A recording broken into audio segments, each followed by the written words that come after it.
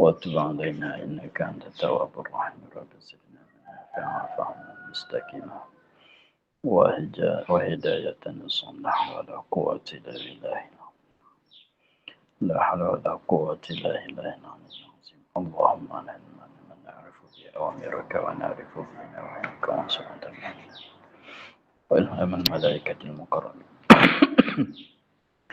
واخرجنا من الظلمات الوهمية وافتح لنا أبواب رحمتك وعلمنا أسرار رحمتك يا رب العالمين رب اشرح لنا صدرنا ولساننا واحلل عقدة من لساننا ويفقهوا قال الشيخ المسلم تعالى نفعنا بعلومه في الدارين آمين. Sekarang.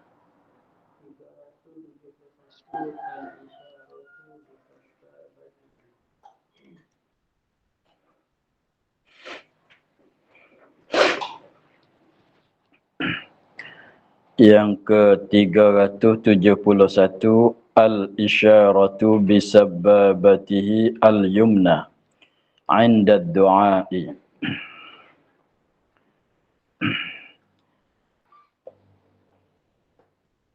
Al-isyaratu isyarat.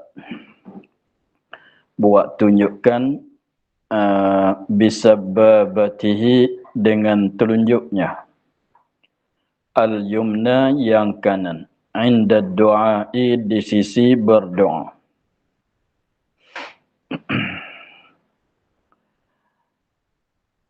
Al-isyaratu isyarat. Buat isyarat, buat tunjukkan.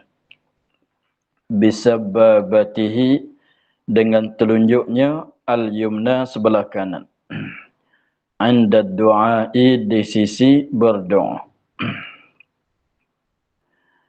372 an yaqsida bil isyarati tauhidah, bahawa maqasad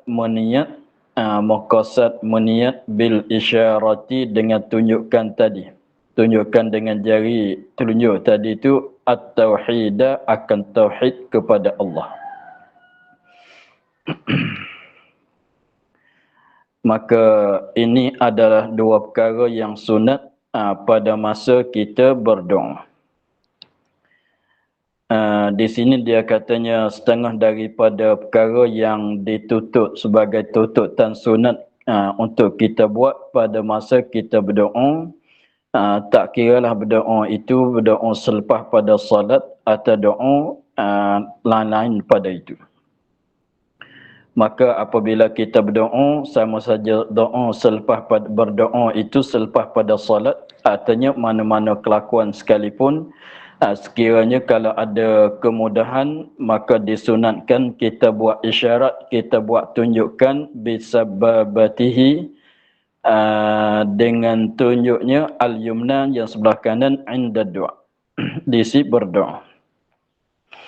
Jadi ketika kita berdoa tu yang kita maklumnya bahwasanya disunatkan kita akadkan kedua-dua belah tangan dan tapak tangan tu menghadap ke jihad langit.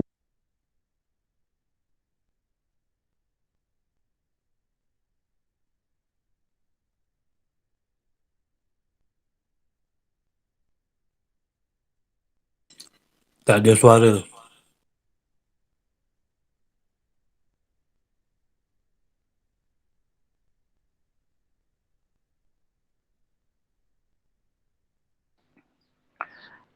Disunatkan kita akad dua-dua belah tangan gini, membetuli dua bahu ketika kita berdoa. Dan juganya 371 maksudnya kita buat isyarat dengan telunjuk kita yang sebelah kanan di sisi kita berdoa. Kita buat begini. Kita buat begini. Tapi kalau nak buat tunjukkan sana itu, jangan dua-dua belah tangan. Jangan kita buat tunjukkan dengan dua-dua belah tangan. Itu dilarang oleh Nabi SAW.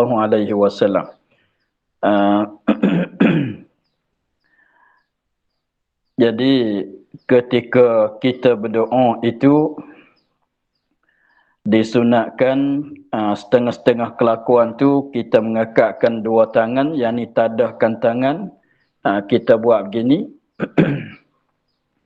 Berdoa begini, lepas tu akad tangan dia tu sama dengan bahu. Dan juga disunatkan ketika kita berdoa, sebelah tangan saja, jangan dua-dua belah. Kita buat isyarat. Buat tunjukkannya begini.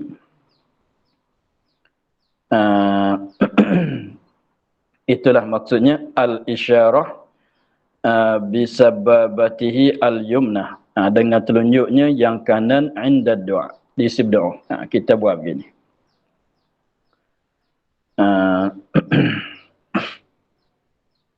Kemudian 372 an yaqsida bil isyarati, bahawa qasad dengan isyarat. Ingatan dalam hati kitanya, kita ingat bahwasanya kita tauhid akan Allah Subhanahu wa taala. I'tiqad, ingat katanya Allah satu, Tuhan satu. Itulah maksudnya yang disuruh kita buat tunjukkan dengan telunjuk. Isyarat gini, isyarat kata Allah satu, Tuhan satu. Begitu. Jadi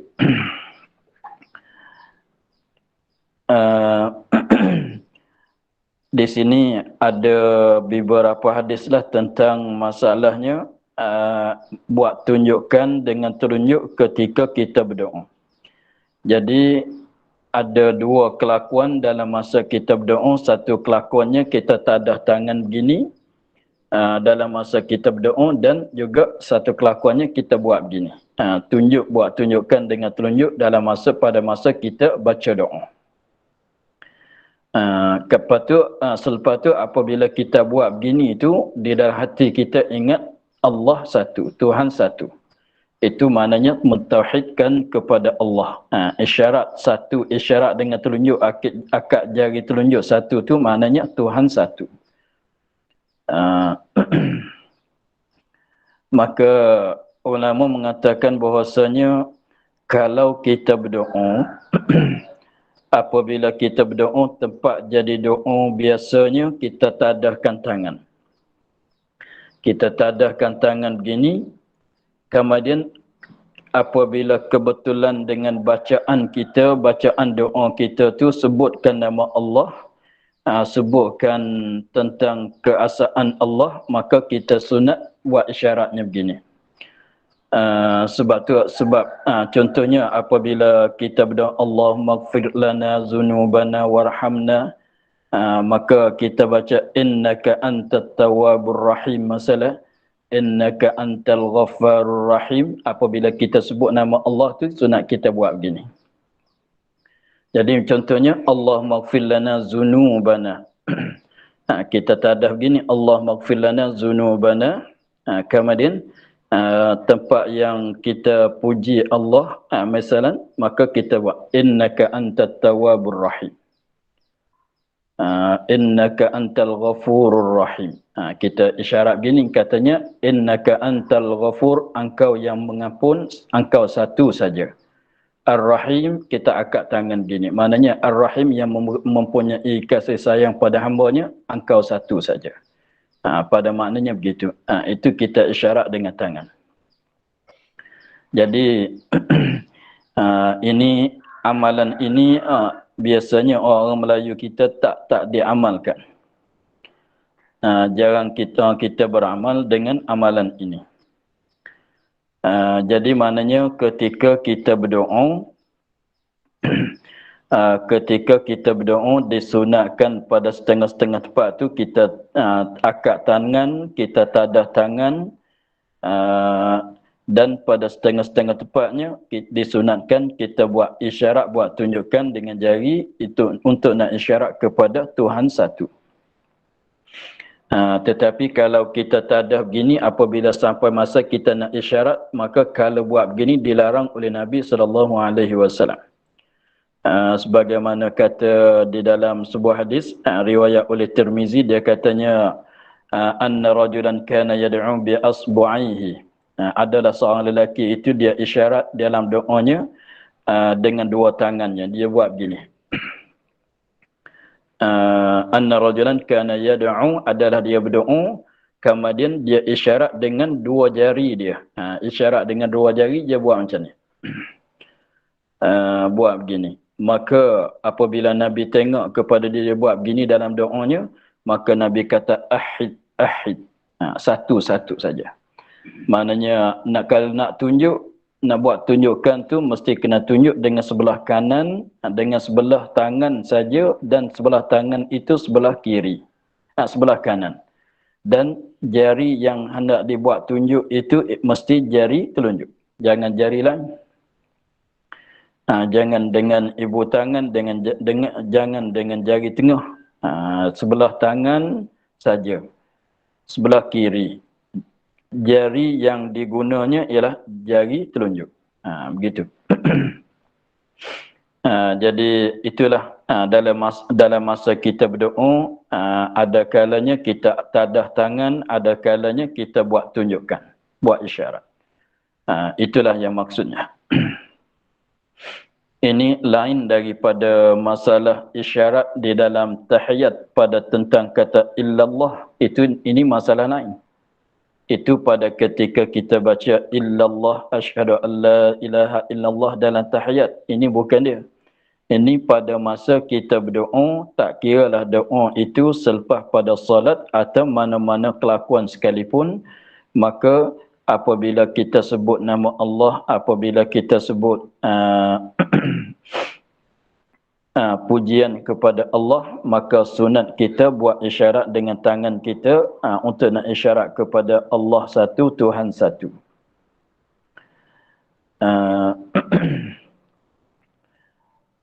Itulah maksudnya.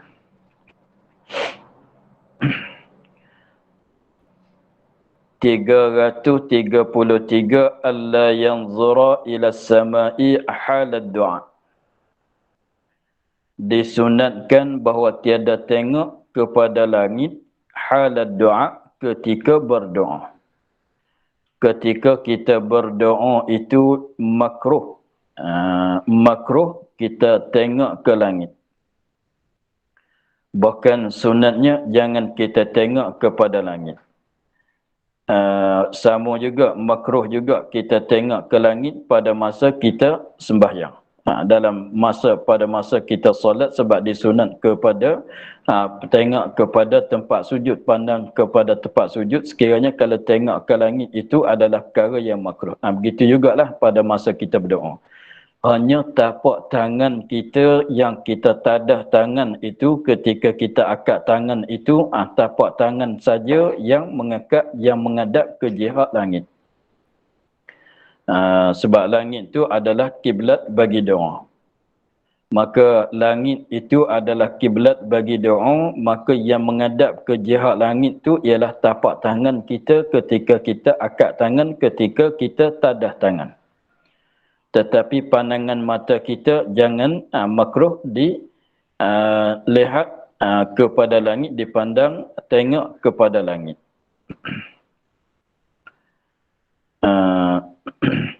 Itulah maksudnya. Alla yanzura, sunat bahawa tiada tengok, tiada melihat ila sama, kepada langit halad doa, ketika kita berdoa. Dengan maknanya kalau tengok kepada langit ketika kita berdoa, makruh. Macam kita tengok kepada langit, lenggak ke langit tu ketika kita sembahyang, adalah makruh. Ini setengah daripada adab-adab pada masa kita berdoa. 374, mashul wajhi bil yadaini ba'dal faraghi minad du'ai. Mashul wajhi, sapuhkan muka bil yadaini, dengan dua-dua tangan, dua-dua belah tangan kiri dan kanan. Ba'dal faraghi, kemudian daripada selesai, minad du'ai, daripada berdoa. Apabila sudah kita berdoa, maka sunatkan kita sapuhkan dua tangan itu, dengan dua tangan itu kepada muka. Jadi sunat kita sapuh muka dengan dua tangan apabila kita selesai daripada doa. Itu bersabit dengan hadis Nabi SAW. Itu setengah daripada perkara yang disunatkan apabila kita selepas pada berdoa. Sunat sapuh dua tangan akan muka.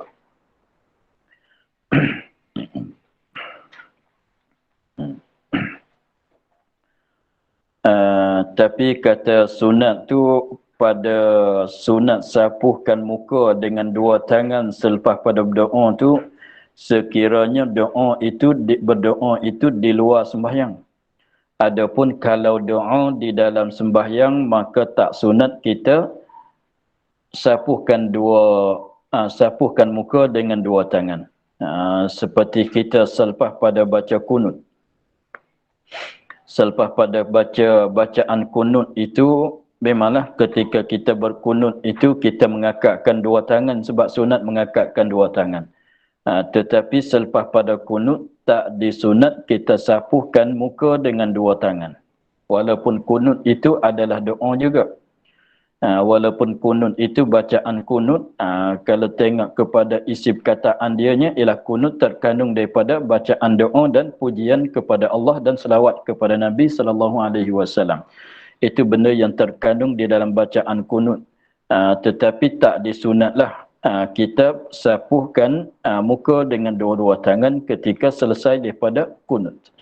Walaupun kunut itu adalah doa juga sekalipun. Sebab disunatnya sapuh tu pada masa kita berdoa di luar solat. Ini lain daripada sapuh muka selepas pada salam. Ini bukan masalah sapuh muka selepas pada salam. Ni kita cakap tentang sapuh muka selepas pada berdoa. Tak kiralah doa itu, doa yang kita berdoa itu selepas pada salat atau mana-mana kelakuan sekalipun. Selepas pada berdoa sunat kita sapuhkan dua muka.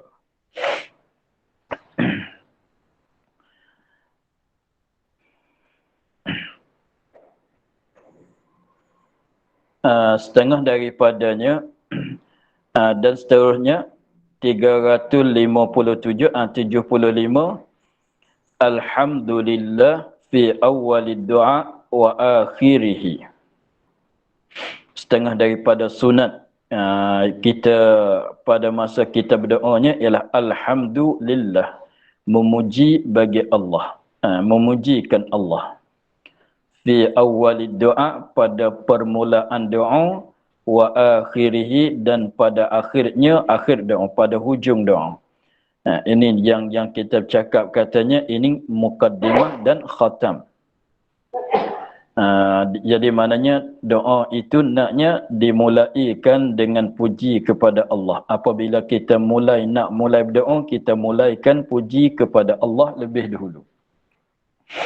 Apabila kita selepas pada doa, maka kita puji pula kepada Allah. Jadi mulai dengan puji, sudahi dengan puji.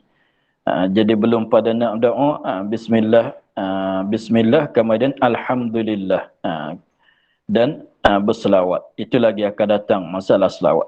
Kemudian kita berdoa. Selepas pada kita berdoa, kita puji pula kepada Allah.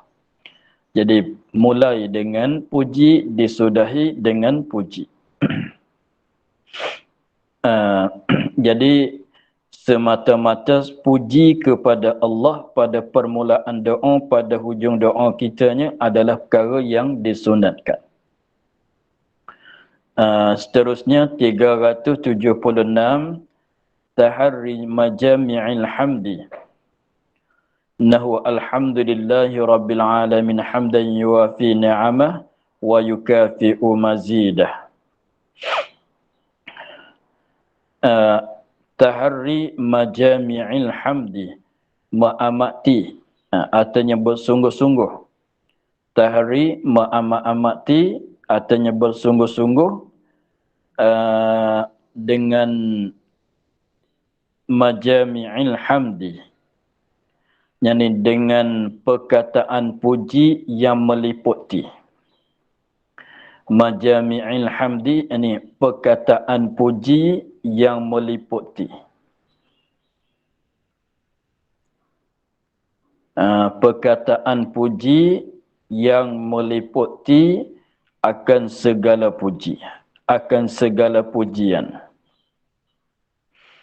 Jadi dia begini, maksudnya semata-mata memujikan kepada Allah itu adalah sunat pada permulaan doa dan pada akhir doa. Jadi nak hasil sunatnya kita sebut alhamdulillah, dah cukup. Atau innal hamdalillah, dah cukup. Seperti rukun khutbah. Seperti rukun khutbah, alhamdulillah cukup. Dah memadai. Innal hamdalillah dah memadai. Apa dia lagi? Ahmadullah. Ahmadullah, artinya inni ahmadullah. Itu dah mencukupi untuk nak hasil sunat. Kita memujikan kepada Allah pada permulaan doa.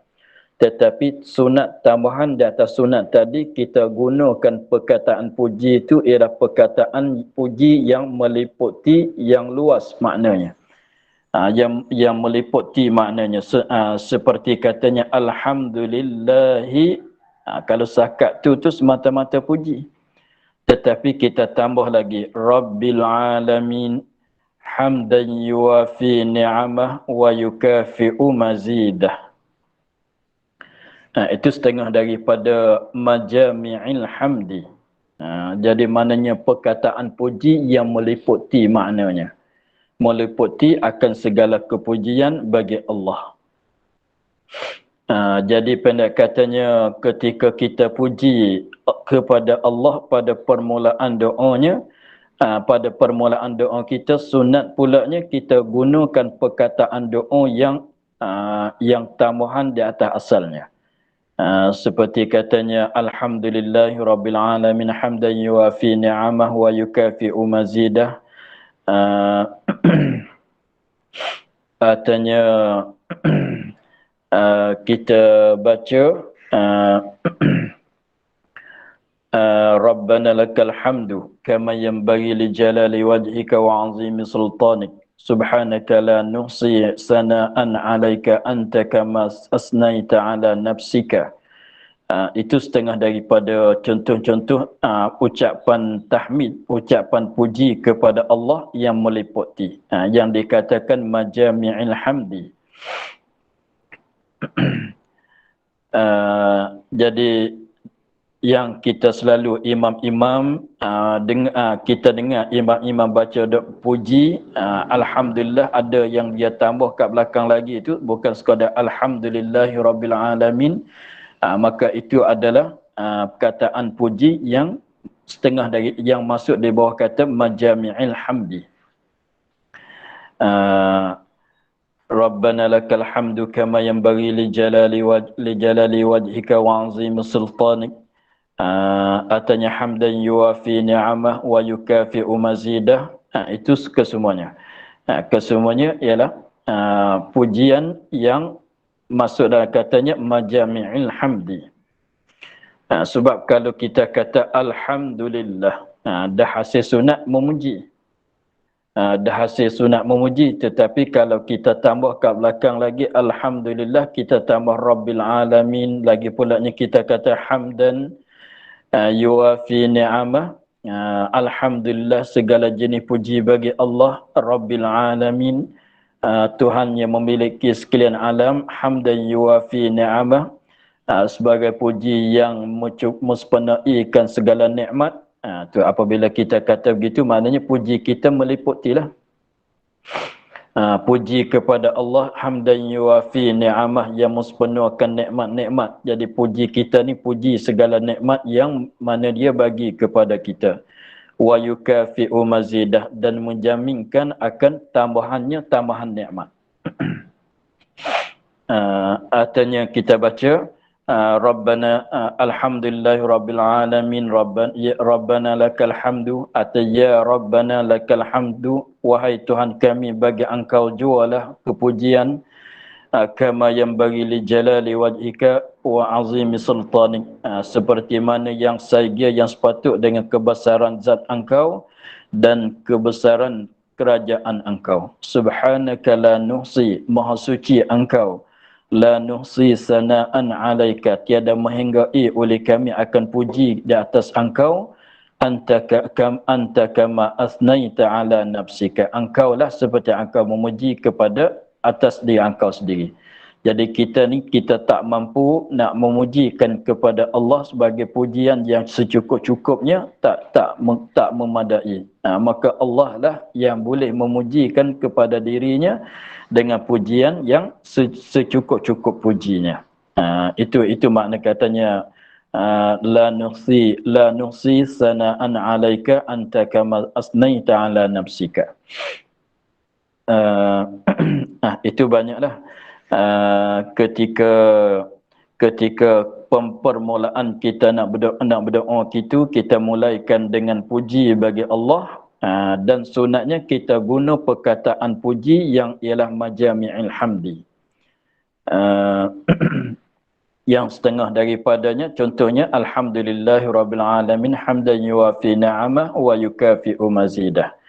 Banyak lagi lah majami'il hamdi itu, banyak lagi perkataan-perkataannya. Seterusnya 377 as-salatu ala nabiyyi sallallahu alaihi wasallam awwal ad-du'a wa awsatahu wa akhirahu.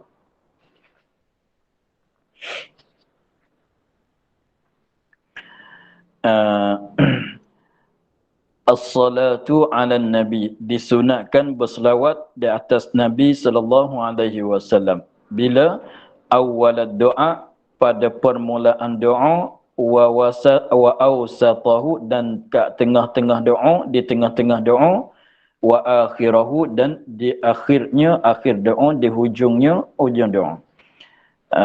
Jadi pendekatannya di tengah tu maknanya tengah-tengah kita berdoa tu sunatnya bagi ada selawat juga.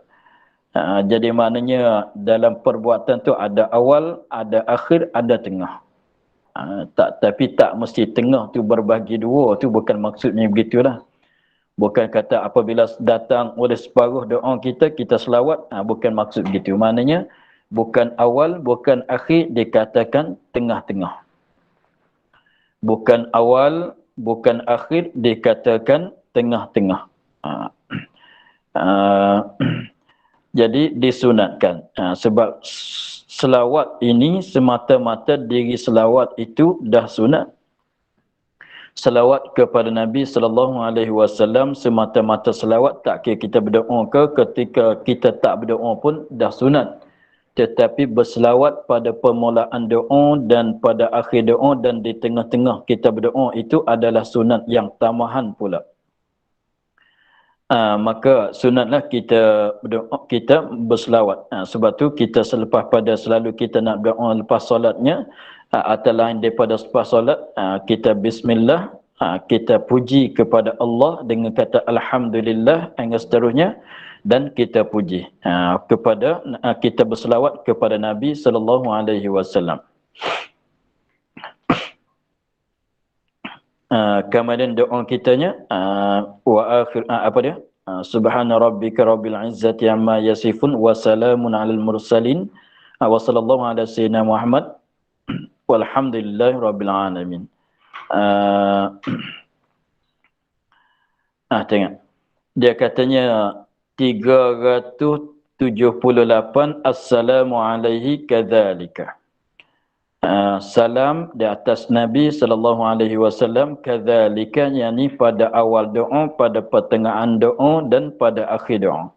Jadi pendekatannya nak selawat dan salam. Allahumma salli wa sallim, begitu, wa sallallahu wa sallam ala sayyidina Muhammad. Katalah wa ada sebagai ada sebut as-salat, artinya salla. Allahumma salli, katalah ada salla, ada salat, ada salam, ada salla, ada sallama, ada salli, ada sallim. Kalau apa dia? Kalau as-salatu bersama dengan as-salamu. Kalau salli bersama dengan salim. Kalau salla bersama dengan sallama.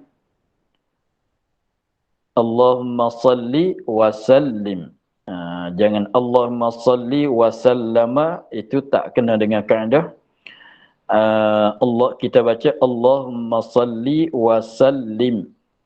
Kalau salli wa sallim,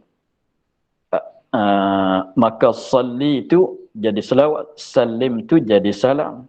Bukan maksud beri salam di sini. ucapan salam, ucapan wasallama, ucapan wasallim, ucapan wassalamu. Hmm.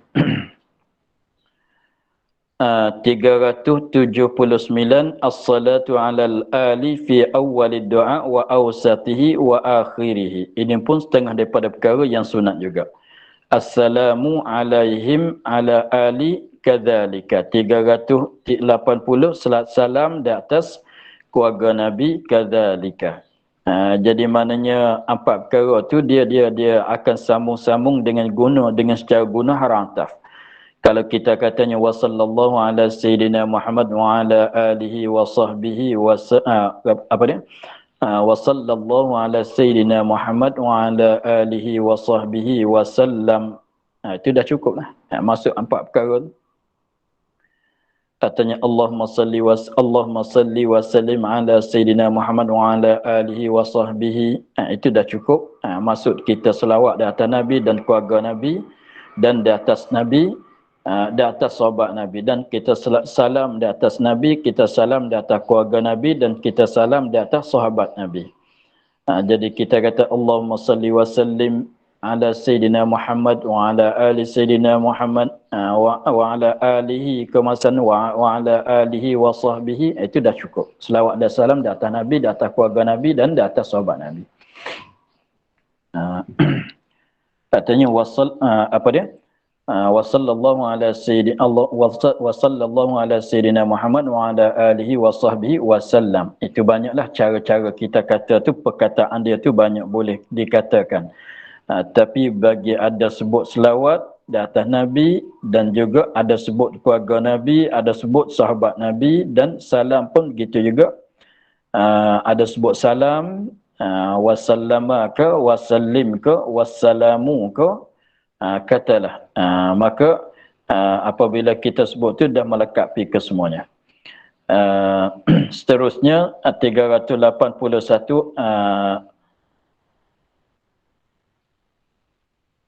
as-salatu ala sahbi fi as-salatu ala sahbi fi awwalid du'a wa awsatihi wa akhirih. Berselawat di atas keluarga Nabi, di atas sahabat Nabi pada awal doa dan pada pertengahan doa dan pada akhir doa. 382 assalamu alaihim, dan salam di atas mereka itu ala sahbi, di atas sahabat Nabi kadzalika, yakni pada permulaan doa dan di tengah-tengah doa dan di akhir doa.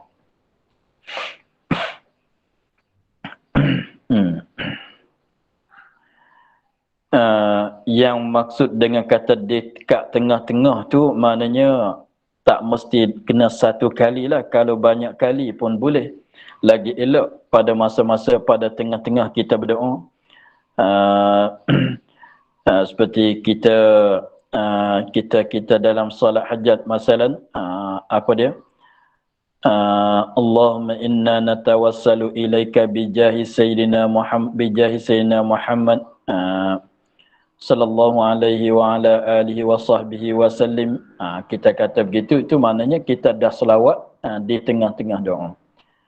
Jadi maknanya disunatkan kita bagi ada ucapan selawat di atas mereka yang disebut di atas Nabi, dan di atas keluarga Nabi, dan atas sahabat Nabi, dan salam kepada mereka pada permulaan doa satu kali, pada akhir doa satu kali, dan kat tengah-tengah tu kalau satu kali dah memadai, artinya lebih banyak daripada satu kali.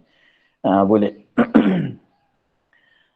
Habis patah contohnya kita baca doa, contohnya Allah maghfir lana dhunubana wali walidaina, akhir kita pun Allahumma salli wa sallim ala sayyidina Muhammad wa ala alihi wa sahbihi wa sallam. Kita doa pula Rabbana atina fid dunya hasanah, contohnya. Lepas pada satu ayat doa, satu kataan doa kita selawat. Itu banyakkan disunatkan kita membanyakkan selawat pada masa kita berdoa. Banyak kali, lagi banyak lagi elok. Sebabnya ada sabit dalam hadis Nabi SAW katanya doa itu tak diangkat naik ke langit, melainkan orang yang berdoa itu berselawat kepada Nabi pada permulaan selawat dan pada akhir selawat. Jadi pendekatannya setengah daripada perkara yang perkara yang diistijabkan doanya ialah kita berselawat pada permulaan dan pada kesudahan doa.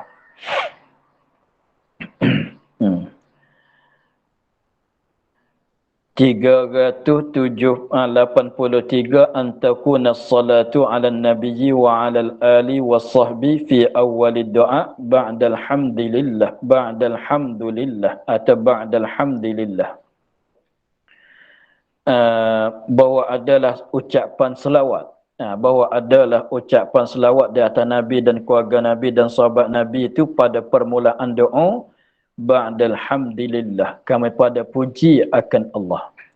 Jadi maknanya puji pun nak ada juga pada permulaan doa, selawat pun nak ada juga pada permulaan doa. Maka disunatkan kita mulai dengan alhamdulillah dulu daripada kita berselawat. Contohnya kita katanya alhamdulillah, kalau dengan secara ringkas alhamdulillah selepas pada bismillah tu, selepas pada bismillah selepas pada bismillahirrahmanirrahim kita pun alhamdulillah, itu dengan secara ringkas. Sekurang-kurangnya atau nak bagi sepenuh kita puji dengan majami'il hamdi, alhamdulillahi rabbil alamin hamdan yuafika, atanya rabbana lakal hamdu ka dengan akhir. Kemudian diikuti dengan selawat. Selawat tu bagi ada selawat dan salam, ada selawat, ada salam, ada sebut Nabi, ada sebut sahabat Nabi, ada sebut keluarga Nabi. Allahumma salli wa sallim ala sayyidina Muhammad wa ala alihi wa sahbihi. Itulah. Jadi selawat itu selepas pada puji kepada Allah. Ini tilik kepada awal pembukaan doa. Seterusnya tahri majami'is salati ala nabiyyi, bersungguh-sungguh mengamati dengan majami'is salat ala nabiyyi. Maknanya kita guna ucapan selawat tu ucapan selawat yang meliputi yang hebat-hebat. Seperti kita baca Allahumma salli ala sayyidina Muhammad, yang kita baca selawat Ibrahimiyah, yang mana kita selalu baca pada tahiyat akhir. Itu pun selawat Ibrahimiyah itu pun setengah pada majami'is salat. Pendekatannya ucapan selawat yang hebat-hebat lah. Ucapan selawat yang hebat-hebat, seperti selawat apa dia? Selawat Ibrahimiyah yang kita selalu baca pada tahiyat akhir, dan selawat apa dia? Syifa Allahumma salli ala sayyidina Muhammadin tibil qulubi wa dawaiha. Itu memanglah itu majami'is salat semua. Artinya salat apa dia? Tafrijiyah. Apa dia? Allahumma salli salatan kamilah. Itulah. Itu setengah daripada majami'is salat. Jadi maknanya apabila kita berselawat pada awal sembahyang, pada awal doa kita, gunalah selawat, bacaan selawat yang hebat-hebat. Tetapi tilik kepada asal hasil selawat tu Allahumma salli ka wa sallallahu ka, jadi bagi ada salam atau salim atau assalamu, dan ada sebut Nabi, ada sebut ada sebut Nabi dan keluarga Nabi dan sahabat Nabi, itu dah hasil. Tapi kalau kita guna perkataan selawat yang hebat-hebat tu banyaklah. Dalam buku-buku selawat Nabi tu banyak bacaan selawat yang hebat-hebat, itu lebih afdal untuk kita guna pada permulaan doa dan pada akhir doa dan pada tengah-tengah doa. Di situ di situ jadi masalah doa itulah. Jadi pendek katanya bersangkutan dengan doa, tak kira doa lepas pada salat atau mana-mana kelakuan sekalipun. Jadi belum pada nak masuk kepada perkataan doa itu, disunatkan kita ucapan bismillah, dan disunatkan kita puji kepada Allah, dan disunatkan kita selawat. Kerana puji, lebih afdalnya kita guna perkataan puji yang majami'il hamdi. Selepas pada puji itu diikuti dengan selawat, maka selawat itu disunatkan pula kita gunakan perkataan, bacakan kataan selawat yang hebat-hebat. Kemudian kita teruslah baca doa. Berdoa apabila akhirnya belum pada nak sudahnya, kita selawat pula, selawat salam di atas Nabi dan keluarga Nabi dan di atas sahabat Nabi, dan disudahi dengan alhamdulillahirabbil alamin. Itulah setengah daripada syarat-syarat diterimakan doa. Syarat-syarat diterimakan doa, jadi pembukaan dianya ialah bismillah, puji, selawat. Akhir dianya selawat. Jadi mana kalau akhir tu selawat dulu pada puji, kalau permulaan tu puji dulu pada selawat. Permulaan doa kita puji belum pada selawat, itu pembukaan. Penutupnya ialah kita selawat belum pada puji. Wa sallallahu ala sayyidina Muhammad wa ala alihi wa sahbihi wasallam. Walhamdulillahi rabbil alamin. Habis di situ. Seterusnya 385 an yansarifal imamu wal munfaridu aqiba salami wa faraghihi min adh-dhikri wad du'a ba'dahu ba'da salam an yansarifa, disunatkan bahawa berpaling, bukan berpaling muka di sini, maknanya pergi. An yansarifa, berpaling mana pergi. Jangan duduk di situ lagi. An yansarifal imamu, bahawa berpaling oleh imam. Jadi terjemah tu berpaling mana pergilah, berpisah oleh orang yang jadi imam, wal munfaridu, dan orang yang sembahyang seorang diri. Akibat salamihi, kemudian mengiringi salam, jadi kemudian pada salam, wa faraghihi minadz dzikri wad du'a, dan selesainya, selepas pada selesai daripada berzikir dan doa, kami pada salam. Jadi maknanya sunat bagi orang yang jadi imam, sunat bagi orang yang jadi imam, dan sunat bagi orang yang sembahyang seorang diri. Dua ini dulu. Adapun makmum lain kira. Adapun makmum hukumnya lain pula. Caranya lain pula. Ini untuk orang yang jadi imam. Ini untuk orang yang sembahyang seorang diri. Apabila selepas pada salam dia dah berzikir, dan selepas pada berzikir dia dah berdoa, maka sunatnya jangan duduk di tempat tu, berpindah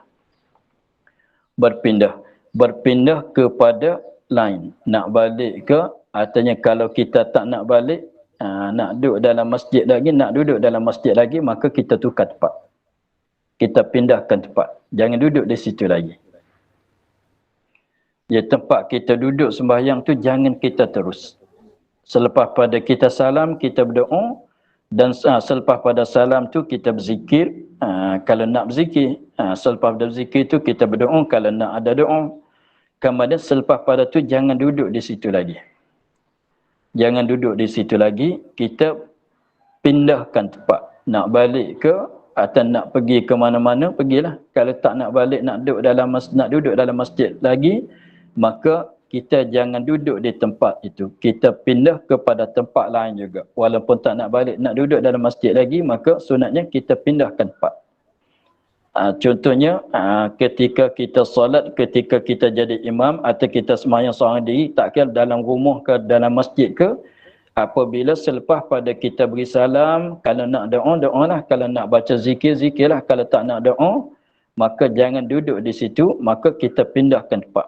Contohnya kalau kita sembahyang kat rumah, selepas pada sembahyang tak ada nak pergi ke mana-mana, kita kosong, kita tidak ada urusan, tidak ada sibuk dengan apa-apa, maka selepas pada kita berdoa, selepas pada kita salam, selepas pada salam kita berzikir, kita berdoa, selepas pada berdoa tu jangan duduk di situ.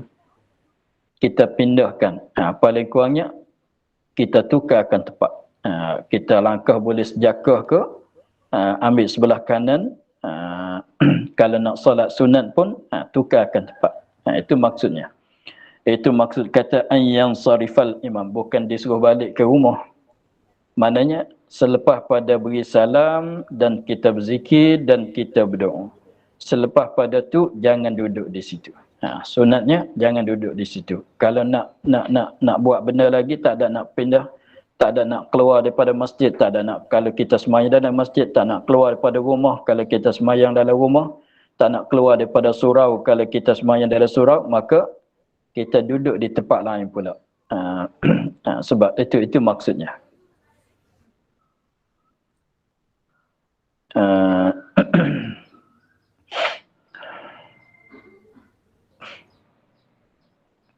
Seterusnya ikma 386 ikmalul ad'iyati wal azkar dakhilas salati wa kharijaha. Sunatnya mempenuhkan doa-doa dan zikir-zikir di luar, di dalam sembahyang dan di luar sembahyang. Jadi maknanya apabila kita dalam solat baik, di luar sembahyang baik, apabila kita berdoa, kita sepenuhkan doa kita. Apabila kita berzikir, kita sempurnakan zikir kita. Jangan jadi maksudnya lebih afdalnya kita gunakan perkataan kita berzikir bagi sepenuh, sepenuh cara kita agak kata ini dah sepenuh. Boleh dah nak berhenti. Kita berdoa dah memuaskan hati. Banyak dah kita berdoa agak katanya bukan terlepas pada solat tu bismillah. Bismillahirrahmanirrahim. Alhamdulillah. Allahumma salli ala sayyidina Muhammad. Rabbana atina fid dunya hasanah. Wa sallallahu ala sayyidina Muhammad. Alhamdulillah rabbil alamin. Pendek-pendek saja doa tu, itu jadi kurang afdal lah. Jadi nak dapat afdalnya kita berdoa dengan doa yang sempurna. Apa yang kita perlu nak berdoa lah. Apabila habis doa kita, kita berhentilah. Jadi maknanya jangan ambil pendek-pendek sangat doa, jangan zikir yang pendek-pendek sangat, yang sikit-sikit. Nak bagi afdalnya kita sepenuhkan bacaan doa kita sepenuhkan bacaan zikir kita di dalam solat atau di luar solat.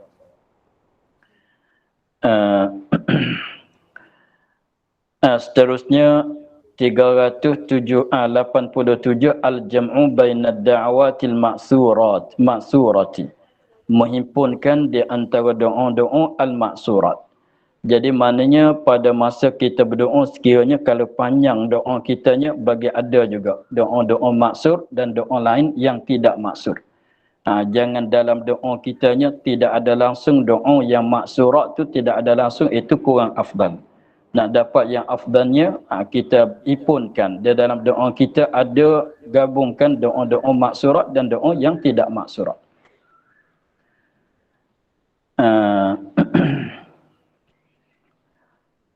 Habis di situ.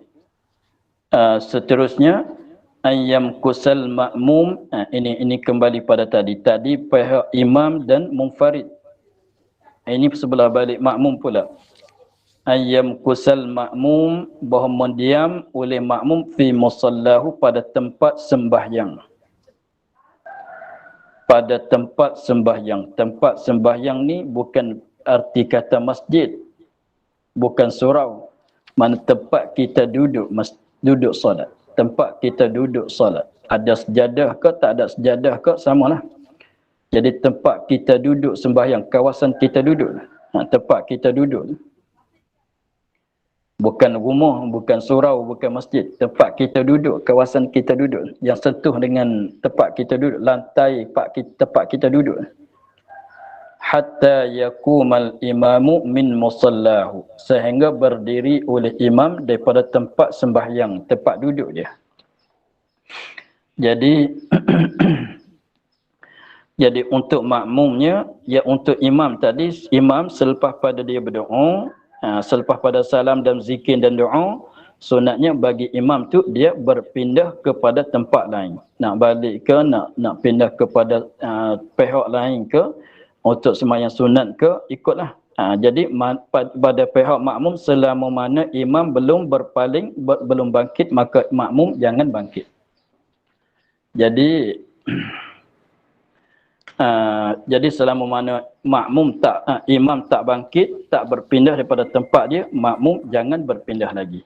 Kita meraihkan apa dia?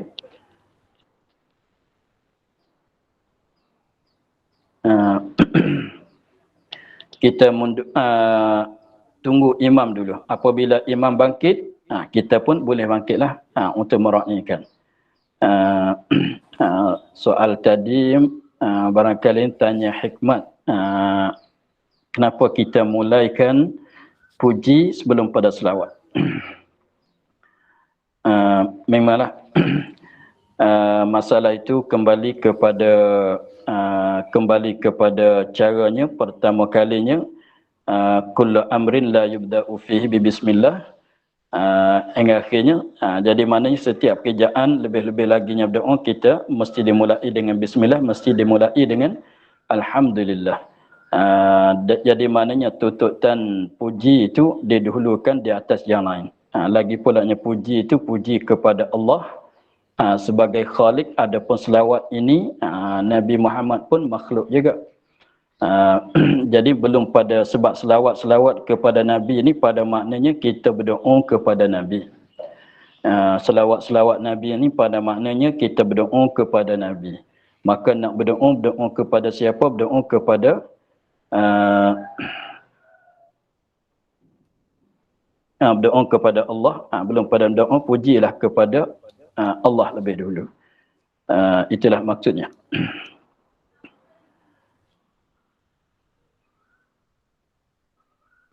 Seterusnya, ay alla yakhruja minal masjidi illa ba'da khuruji imamih. Alla yakhruja minal masjidi, bahawa tidak keluar oleh makmum daripada masjid illa ba'da khuruji imamih, melainkan kemudian daripada keluar oleh imamnya. Sekiranya kalau imam tu keluar pada masjid. Jadi pendek katanya, selepas pada doa itu, selepas pada salam kita ikuti dengan berzikir, selepas pada berzikir kita ikuti dengan doa. Sekiranya kalau kita berjemaah di masjid ke, atau di surau ke, atau kat rumah ke, maka sekiranya kalau selepas pada berdoa itu imam tak bangkit, maka disunatkan kita jangan bangkit lagi. Kita makmum jangan bangkit lagi. Malaikat kita tahu adab imam ni, dia tak berpindah. Selepas pada berdoa, dia tetap di situ. Maka tak mengapalah kalau kita nak bangkit belum pada dia. Sebab kalau kita tunggu dia, dia tak bangkit.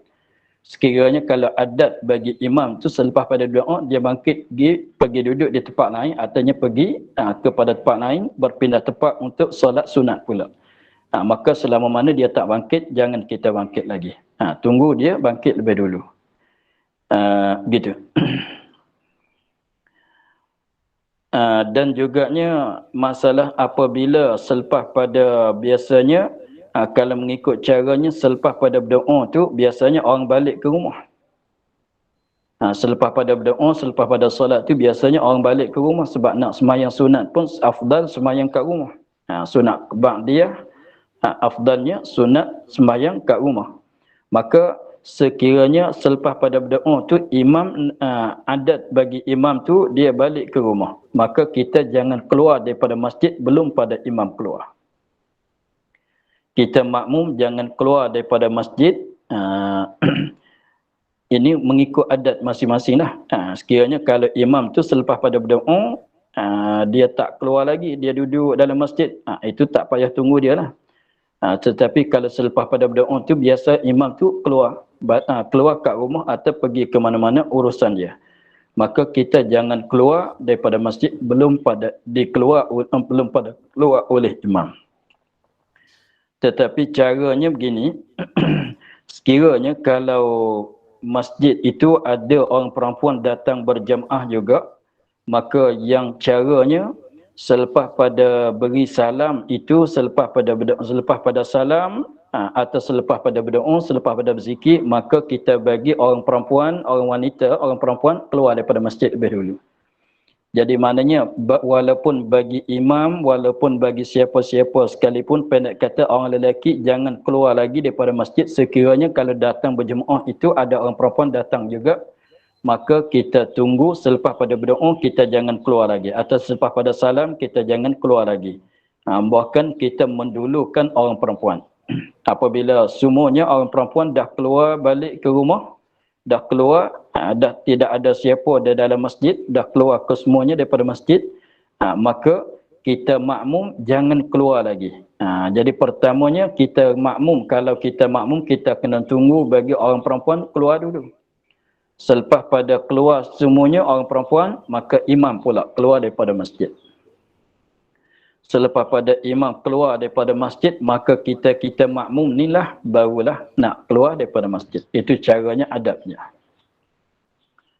Sekiranya kalau tempat jemaah itu tidak ada orang perempuan, maka makmum pulaknya jangan keluar belum pada imam.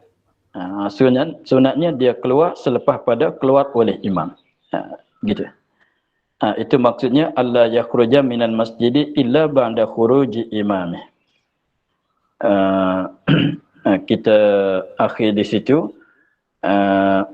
Yang soalan tadi tu boleh nak tanya balik. Saya tak sempat nak baca tadi. Kita akhir di situ, insyaAllah kita sambung lagi pada esok hari pada masalah 390. Wallahu a'lam, alhamdulillah rabbil alamin. Bismillahirrahmanirrahim. Bismillahirrahmanirrahim. Alhamdulillah rabbil alamin wassalatu wassalamu ala asyrafil anbiya'i wal mursalin wa ala alihi wa sahbihi ajma'in. Allahumma aftah alaina futuhal arifin wa nawwir qulubana min nurikal karim waj'al amalana khalis